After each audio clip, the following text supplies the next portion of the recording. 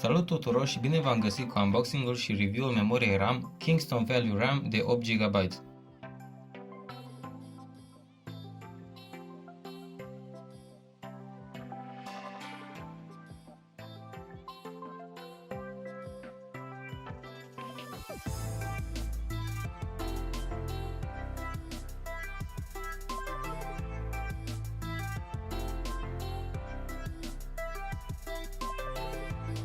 Pachetul oferit de producător este foarte simplu.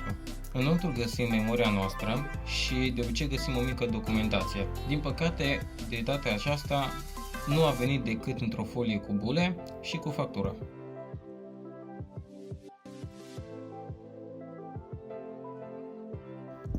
Ca și specificații, memoria noastră este de 8 GB de tip DDR4 și cu o frecvență decentă de 2133 de MHz.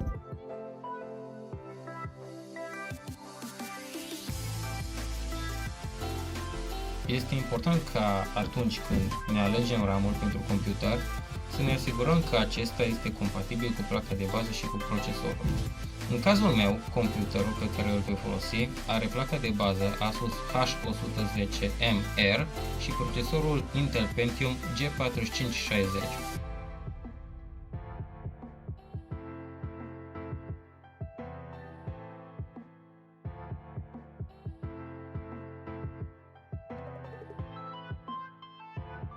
Instalarea memoriei este absolut extrem de simplă.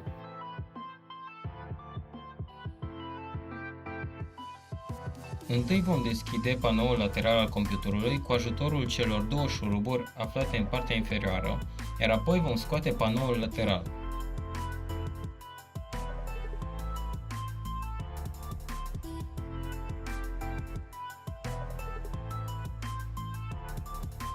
Următorul pas este să localizăm sloturile RAM ale plăcii de bază.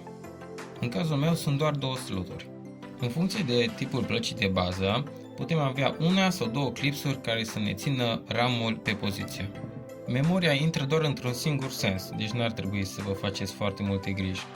Trebuie să o apăsăm ferm până ce auzim un click, iar instalarea este terminată.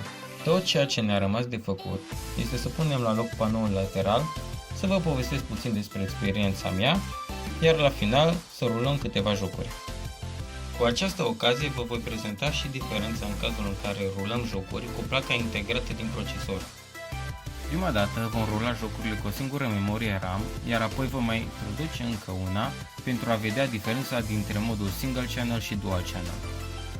În cazul în care navigați pe internet, diferența nu este tocmai uriașă între 8 GB și 16 GB. Trecând la jocurile pe care am propus să le testăm, vom încerca prima dată League of Legends și după aia Counter-Strike Go.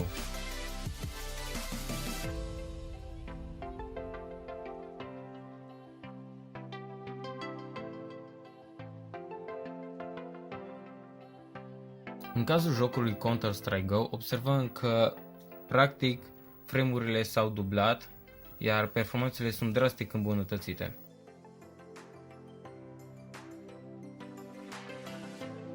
Acum este timpul să concluzionăm. Performanțele cu o singură plăcuță de RAM sunt decente.